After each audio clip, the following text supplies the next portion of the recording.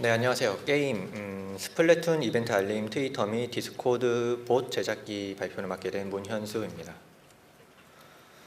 우선 좀 아이스 브레이킹을 위해서 제 소개를 먼저 하자면 지금 대학원생 박사과정을 하고 있고요. 그래서 3년 차라 연구실에서 랩장을 맡고 있는데, 제가 2년 전에 술을 마시고 플스 샀다고 맨날 우리 연구실 단체방에서 자랑을 한 적이 있어요. 그랬더니 왼쪽 자를 만들어서 보내주더라고요. 그래서 맨날 똑같은 말만 반복한다고.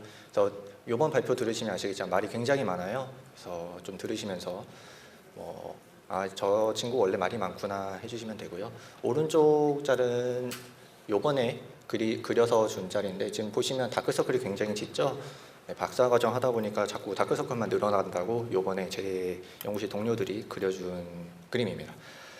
네, 소개는 이 정도로 하고 넘어가자면, 오늘 제가 이야기할 것은 일단 스플래툰 2가 무엇인가, 일단 문제 정의를 좀 같이 하려고 합니다. 사실 우리 들으러 오신 분들이 스플래툰 2를 사실 얼마나 아시는지 잘 모르겠어요. 왜냐하면 B사의 S 게임이나 R사의 L 게임이나 그만큼 우리 대중들에게 많이 알려진 게임이 아니기 때문에, 우선 어떤 게임이고 그리고 왜 저 친구가 제가 이런 문제 정의를 했는가, 그 문제 정의에 굉장히 많은 시간을 발표 시간 투자를 했어요. 그래서 같이 함께 문제를 공감하는 걸 한 10분 정도 할 거고요.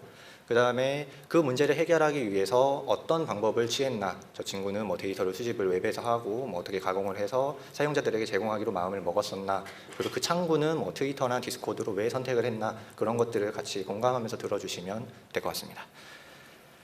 네, 우선 스플래툰 2는 물총으로 이제 경기장을 채우는 잉크로 자기 색깔을 채워서 이기는 게임이에요. 근데 말로 설명하는 것보다 제작사에서, 정확히 유통사에서 올려놓은 동영상이 하나 있습니다. 한 2분 30초짜리 영상이고요. 그거를 함께 보고서 다시 말씀을 드리겠습니다.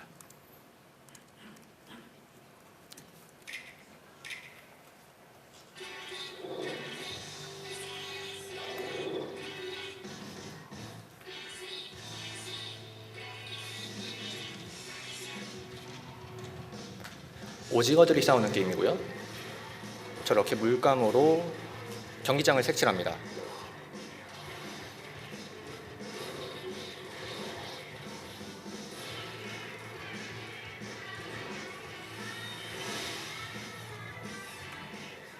네, 이런 게임이고, 네, 총도 있고 붓도 있고요. 네, 넓은 면적을 자기 팀의 색깔로 칠해서 경기를 하는 게임이고, 그럼 마지막에 얼마나 칠했는가에 따라서 승패가 갈리게 됩니다. 굉장히 스타일리시하죠. 스피디한 FPS 총 쏘는 게임이고요.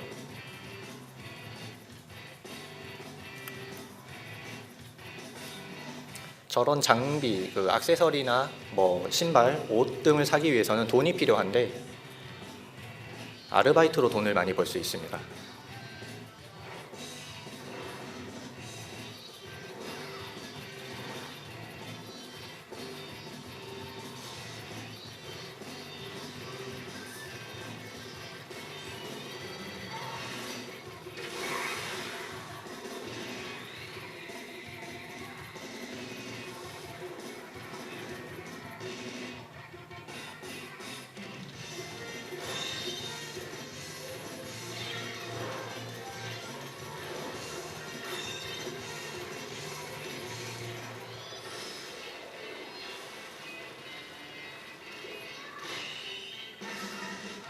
어쨌든 게임이기 때문에 굉장히 경쟁적인 모드도 있고 혼자서 플레이하는 모드들도 있는데, 오늘 발표 주제는 좀 어긋나는 느낌이고, 지금 제가 설명해드릴 연어런이라는 협동 모드이고요.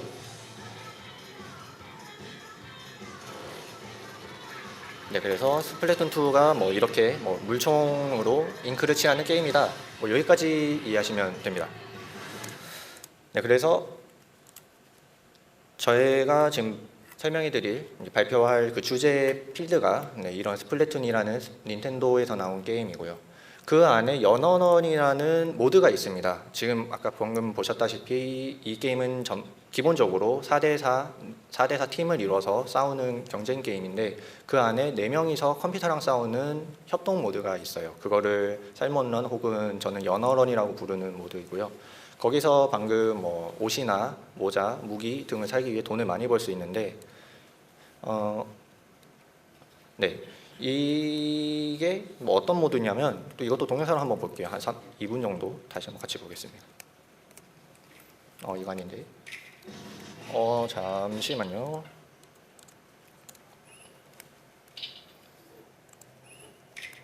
네, 이거 맞네요. 네, 그리즈코라는 회사에서 모집을 하는 거고요. 아르바이트이기 때문에 세상을 바꾸고 싶으시면 파워에그라는 걸 모아라, 뭐 이런 이야기입니다. 굉장히 옛날 레트로틱한데 심지어 공식 영상이고요.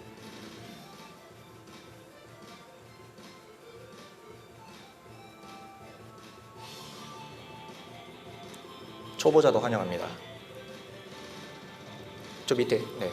그리고 팀워크를 이루고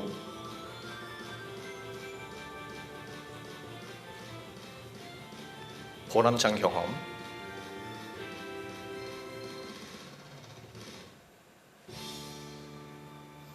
네, 이 영상에서 제가 왜 이 서비스를 만들었는지 여러 가지 포인트들이 나옵니다. 천천히 보면서 한번 볼게요.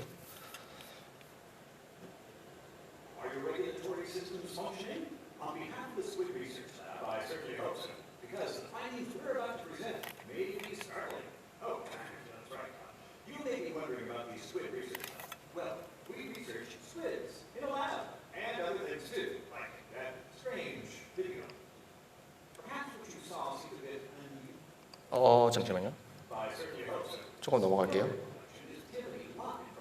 네, 여기 이런 맵에서 협동 모드를 싸우는 곳이고요. 굉장히 척박해 보이죠? 아까 경기장이랑 다르게 4명이 이렇게 와서 연어라는 애들이랑 싸우게 됩니다. 네, 연어가 굉장히 무섭게 생겼어요. 네, 저런 물질하는 복장을 하고 우선 연어가 오기 전에 영역을 칠해두고요. 이제 곧 연어가 오게 되는데 여러분들이 드시는 연어가 저렇게 생겼습니다. 그래서 굉장히 무섭게 생겼고요. 저 연어들을 이제 사냥을 하면 곧 나올 겁니다. 저런 작은 연어 알이 나와요. 게임의 목적은 4대4 이 4인 협동 게임의 목적은 저 연어 알을 모르는 건데요. 저렇게 그냥 쉽게 모아지면 게임이 아니겠죠. 저런 스틸헤드 같은 굉장히 어마어마한 연어들이 나옵니다. 대형 연어들. 저 레벨도 연어입니다. 저 친구들을 잡아야 하는데 문제는 잡기 쉽지 않죠. 그래서 자꾸 죽어요. 협동이 안 되면 죽어요. 또 안 되면 죽어요. 그래서 협동을 해야 하는데 저렇게 구명조끼를 안에 타게 돼요. 그러면 저렇게 서로 팀원들끼리 살려줄 수 있는 게 되고 이걸 서로 살리려면 통신이 빨라야겠죠. 커뮤니케이션이 굉장히 빨라야 해요. 저렇게 살릴 수 있으니까. 그래서 저런 대형 연어까지 잡고 나면 저게 굉장히 중요해요. 저게 파워에그라는 금연어알. 이제 여기서 이 연어런의 목적이 나옵니다. 저렇게 연어알이 나오면 금연어알이 나오면 들고 보였어요? 저기다 모으는 게 이 연어런 게임의 목적이에요. 자, 그러면 크게 지금 두 가지가 나오는데 일단 살려야 되니까 큰 연어가 어디에 나와야 되는지 통신을 빠르게 해야 되고 서로 살려야 되니까 협동심도 굉장히 좋아야 해요. 그리고 뭐 보셨다시피 무기들이 계속 주기적으로 바뀌거든요. 다음에 설명해 드릴 거예요. 무기들이 계속 바뀌기 때문에 정보를 미리 알고 있는 게 굉장히 중요합니다. 이 모드에서. 그래서 이런 모드가 있고요. 이게 문제는 또 기간 한정으로만 즐길 수 있어요. 저 연어들이 언제나 습격하는 게 아니기 때문에 기간 한정으로만 즐길 수 있고 그래서 이런 정보를 확인하려면 닌텐도에서 공식적으로 만들어서 이제 서비스하고 있는 닌텐도 공식 앱, 스위치 앱이 있습니다. 저기 들어가보면 저렇게 제일 오른쪽 사진처럼 일정을 볼 수 있는데 어떤 장소에 습격이 되고 어떤 무기를 활용하냐라는 이야기들이 나옵니다. 하지만 뭐 저 앱이 굉장히 느려요. 그래서 뭔가 다른 좀 더 빠른 정보의 출처가 필요했고 그래서 하나 만들었습니다. 네, 그래서 지금 동영상까지 한 10분 정도 보신 저것들을 좀 정리를 해서 제 문제정의 어떤 것을 해결하려고 했냐라는 걸 보자면 닌텐도 스위치 공식 앱이 굉장히 느리기 때문에 좀 더 빠른 정보를 습득하자라는 1번 문제가 하나 있고요. 그리고 뭐 카카오톡이나 트위터, 페이스북 등을 통해서 하나하나 일일이 연락하는 것보다 혹은 단체방 맨날 잠수 타는 단체방에서 연락하는 것보다 그냥 좀 마음에 맞는 게임 유저들끼리 뭉칠 수 있는 창구를 하나 만들자 하는 2번 문제가 있고 그리고 뭐 계속 채팅을 통해서 뭐 카카오톡이나 페이스북 메신저 등등을 통해서 채팅 기반, 텍스트 기반 메신저를 통해서 게임을 플레이하게 되는데 이거의 문제들이 다 하나씩 있죠. 뭐 느리다, 뭐 단체방은 맨날 잠수 탄다, 그리고 텍스트형 메신저는 통신이 느리다. 왜냐면 양손으로 게임을 해야 하니까. 그래서 이것들을 해결하기 위해서 제가 제시한 서비스들은 트위터라는 이제 뭐 서로 팔로워, 즉 정보를 구독 개념으로 갈 수 있는 SNS를 통해서 정보를 얻자. 그리고 리트윗 기능을 통해서 같은 게임을 하는 사람들끼리 쉽게 뭉칠 수 있게 하자. 그리고 디스코드라는 메신저를 통해서 굳이 친구 추가 없이 그냥 뭐 임의의 사람들이 모여서 음성 통신을 하면서 음성 채팅을 하면서 게임을 할 수 있게 하자라는 이 세 가지의 문제를 이번 서비스에서 해결하려는 걸로 잡았습니다. 네, 저 세 가지 문제를 해결하기 위해서 일단 크게 데이터 수집해서 처리하는 방식이 필요합니다. 우선 웹크롤러로 이제 정보를 모으는 게 하나 필요하고요. 이제 모은 데이터를 이용해서 언제 알려줄 거냐 포스팅할 계획을 세우는 게 좀 필요합니다. 그리고 좀 UX를 위해서 사용자들이 그냥 텍스트형 정보가 아니라 좀 이미지로 좀 더 쉽게 이해할 수 있는 정보 표현에 대한 처리를 조금 했고요. 우선 큰 그림으로 보자면 가장 하단의 웹페이지, 즉 위키피디아에서 데이터를 수집하고 처리하고 포스팅할 내용을 정리해서 트위터나 디스코드로 뿌린다라는 기본적인 쉬운 구조로 되어 있고요. 그래서 우선 정보의 흐름을 보면 닌텐도 공식 앱에서 위키피디아로 누군가가 클라우드 소싱으로 가져옵니다. 사실 이거를 뭐 불법적으로 좀 가져올 수도 있기는 한데 제가 닌텐도에 굉장히 많은 돈을 투자하고 있어서 제 계정이 블락먹으면 좀 마음이 아프거든요. 그래서 저는 포기하고 누군가가 인기피디아, 저 위키피디아에 정보를 올려주면 그거를 크롤링 해오는 방법으로 정보를 가져오고 있습니다. 그러고 나면 저렇게 제이슨 파일로 저장이 되고 있고요. 그러고 나면 이제 이걸 어떻게 구현했느냐, 뭐 파이썬에서 쓸 수 있는 여러 가지 웹크롤러들이 있죠. 뭐 스크래피나 뭐 셀레니움 드라이버 같은 그냥 범용적인 라이브러리나 뭐 팬덤.js도 있을 거고요. 근데 저는 그냥 위키피디아의 웹페이지 한 장만 가져오면 되기 때문에 굳이 그런 거 쓰지 않았습니다. 그냥 스탠다드 라이브러리에 있는 URL 라이브러리를 사용해서 그냥 한 장만 가져왔고요. 하지만 파서는 일일이 제가 파싱하기 불편하니까 뷰티풀숲이라는 파서를 사용했고요. 저 깃허브에 가면 제 코드가 있습니다. 그래서 이렇게 크롤러도 구현을 했고, 자 근데 이거를 문제가 하나 있어요. 이거를 제가 한 1년 정도 지금 운영을 하고 있는데 어쨌든 HTML 위키피디아가 데이터 소스잖아요. 근데 이 친구들이 계속 HTML 레이아웃을 바꿔요. 그러면 수집기 파서가 깨지니까 문제가 생기겠죠. 이게 결정적인 운영상의 문제가 있었어요. 여러분들도 이제 뭔가 웹페이지에서 데이터를 수집해다가 서비스를 하실 때 운영상에서 가장 많이 겪게 될 문제가 아마 이거일 거예요. 사람들이 제가 만드는 위키피디아가 아니다 보니까 레이아웃이 바뀌어요. 그럼 저는 어떻게 했냐면 이걸 테스트 케이스를 만들어서 최대한 빨리 대응하자는 방법으로 갔어요.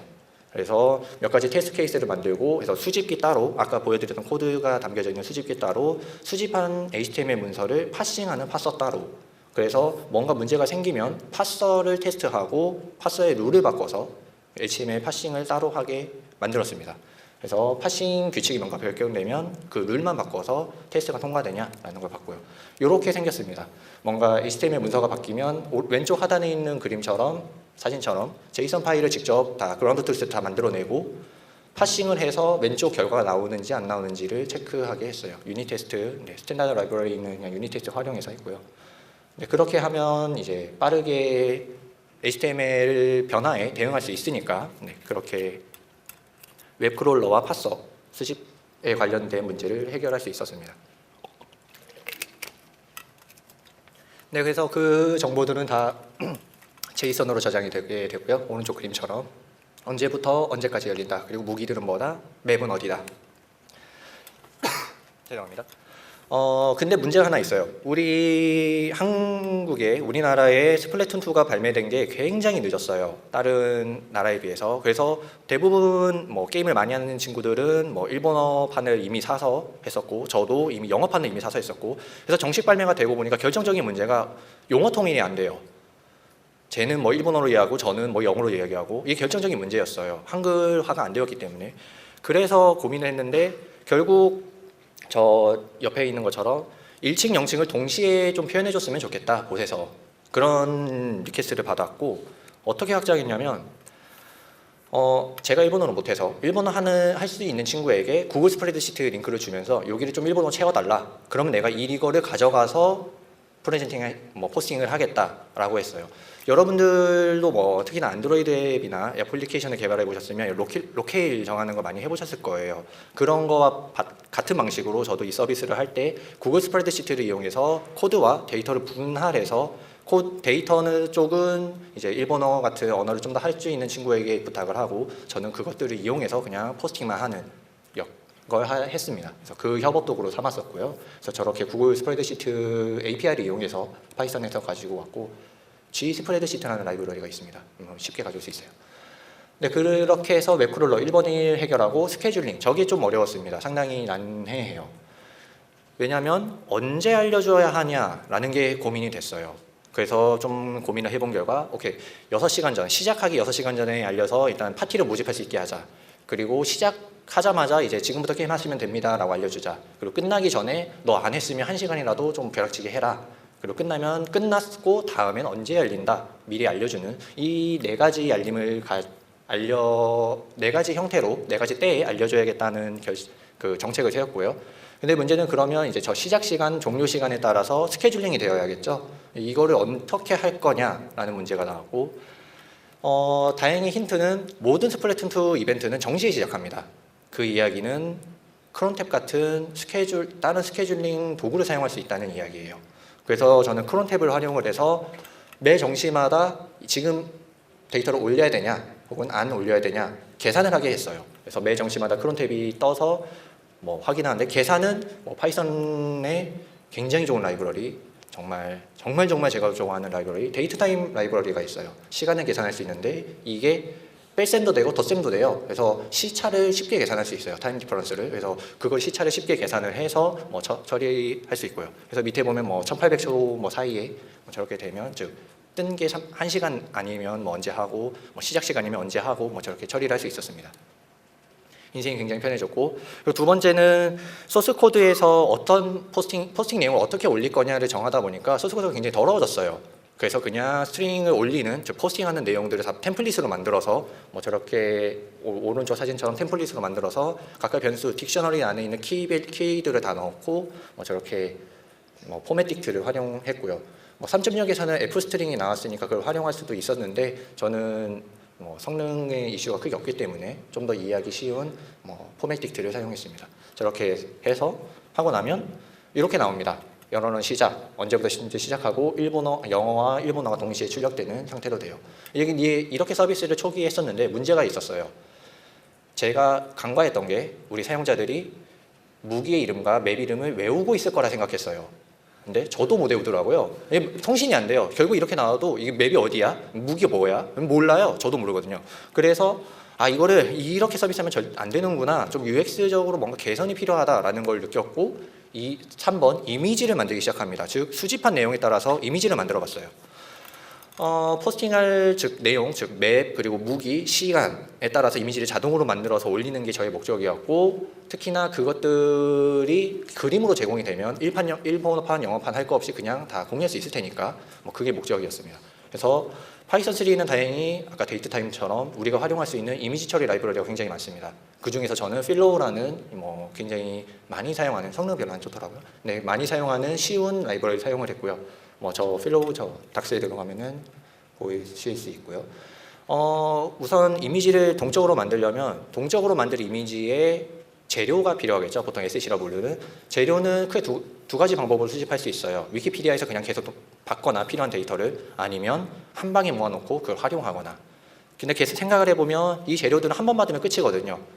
변하지 않으니까. 그래서 좀 노가다를 해서 한 30분 정도 노가다해서 일부러 하나하나 다 받아다가 이제 만들어놨고, 그래서 맵에 대한 이미지들, 무기 전종에 대한 이미지들, 그리고 시간 텍스트를 이미지화할 수 있는 방법을 찾아냈고, 그리고 제가 처음에 까먹었었던 게 폰트 파일이 있어야 되더라고요. 이 폰트 파일 혹시나 이제 영어, 일본어 이런 거를 이제 이미지로 만들어서 서비스하실 분들이 계시다면 뭐 저와 같은 삽질을 안 하시길 바라는 마음에서 말씀을 드리면, 저런 다언어를 지원하려면 일본어 폰트도 있고 영어 폰트도 있는, 영어 그 캐릭터 셋도 있는 폰트 파일이 필요해요. 단순히 영어 캐릭터 셋만 있는 폰트 파일로 그림을 만들어내면 일본어가 다 네모칸으로 나와요. 그래서 제 서비스 초반부 보면 일본어 컨들이 다 영어로 네모칸으로 나와 있고 그렇습니다. 그래서 일본어와 영어 다 지원되는 폰트 파일이 필요하고요. 저것들을 준비하고 이렇게 만들었습니다. 가장 상단에 뭐 66번 라인 보면 뭐 스테이지 이미지 뭐 오픈한다, 뭐 69번 라인 보면 무기 이미지를 다 오픈한다 해서 다 오픈을 하고, 하단에 73번 라인부터 이제 하나의 이미지로 머지를 하는 거죠. 알파셋 키우면서 착착착 머지를 하면 짜잔 이렇게 만들어냅니다. 이러면 사실 아까 같은 텍스트가 필요 없이도 이거 하나면 사람들이 다 알아요. 아, 이 무기, 저 무기. 왜냐면 뭐 가운데 있는 거 뭐 저거 뭐 어쩌고저쩌고 이름이 있겠지만 보통 롤러 뭐 이렇게 표현이 되고, 가장 왼쪽에 있는 거 뭐 그냥 뭐 확성기 막 이렇게 표현이 돼요. 이름을 절대 부르지 않거든요. 그러면 이걸 보면서 그냥 사람들이 통신하고 어떤 맵에서 뭔가 언제 한다라는 것들이 있고요. 네, 그러고 나면 이 데이터들이 다 준비가 되었으니까, 이미지도 준비가 되었으니까 이거 올려야겠죠. 트위터 올리는 거는 아까 말씀드렸다시피 굉장히 쉽습니다. 그냥 트위터 API 레퍼를 이용해서 트윗 파일을 이용해서 그냥 올리면 되는데, 문제는 언제 올리냐가 있으니까. 근데 아까 말씀드렸던 대로 데이트 타임 라이브러리 이용해서 지금 올리면 되는구나 계산이 되면, 즉 코디네이터라는 애가 스케줄러예요. 결국 저 40번 라인 코디네이터가 지금 올릴 스케줄이 있냐 물어보고 계산을 해서 있으면 리턴을 해주고 없으면 널 값으로 리턴을 해줘서 뭐 포싱 안 되게 하는 방법으로 처리를 해두었고요. 뭐 크론 탭이 자주 사용되는 건 아니기 때문에 제가 어떻게 짜놨는지 지금 여기 사진도 넣어놨습니다. 저렇게 해서 올리면 되고, 그리고 이게 끝이 아니에요. 트위터 봇이 해야 하는 일이. 아까 1번 문제는 이런 식으로 데이터를 수집해서 올리면 되는데, 두 번째는 같은 게임을 하는 사람들끼리 모이게 만들 방법이 필요했어요. 그렇죠? 두 번째 문제가 그거였으니까. 가장 쉬운 방법을 택했습니다. 저는 해시태그를 검색해서 그거를 다 리트윗하게 해줬어요. 그러면 여러분들이 모두 다 스프레이톤을 하시고 연언을 하시고 싶으시다면 제 계정을 팔로우 해놓으면 누군가가 올린 제가 트윗을 리트윗 해드리면서 이제 제가 창구가 되어서 서로 연결을 시켜줄 수 있겠죠. 뭐 그렇게 해서 뭐 연락해서 게임을 하실 수 있도록 지원을 했습니다. 그렇게 해서 두 번째 1번 문제, 2번 문제가 해결됐고, 3번 문제 그러면은 텍스트형 기반 채팅이 아니라 뭐 어떻게 빠른 통신, 좀 더 음성 채팅을 동적으로 지원할 거냐라는 문제가 이제 남아 있죠.